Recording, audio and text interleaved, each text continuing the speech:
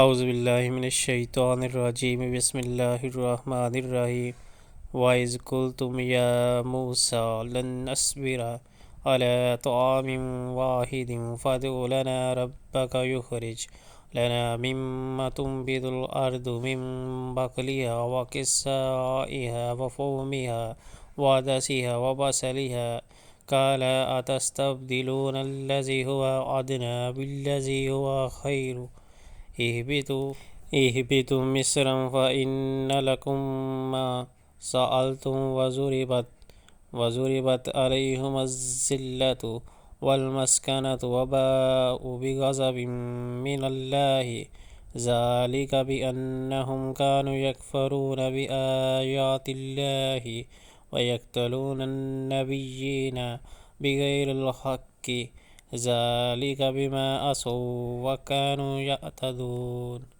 یاد کرو جب تم نے کہا تھا کہ اے موسیٰ علیہ السلام، ہم ایک ہی طرح کے کھانے پر صبر نہیں کر سکتے۔ اپنے رب سے دعا کرو کہ ہمارے لیے زمین کی پیداوار اور ساگ، ترکاری، کھیرا، ککڑی، گیہوں، لہسن، پیاز، دال وغیرہ پیدا کرے۔ تو موسیٰ علیہ السلام نے کہا، کیا ایک بہتر چیز کے بجائے تم ادنیٰ درجے کی چیزیں لینا چاہتے ہو؟ اچھا، کسی شہری آبادی میں جا رہو، جو کچھ تم مانگتے ہو وہاں مل جائے گا۔ آخرکار نوبت یہاں تک پہنچی کہ ذلت و خواری اور پستی و بدحالی ان پر مسلط ہو گئی اور وہ اللہ کے غضب میں گر گئے۔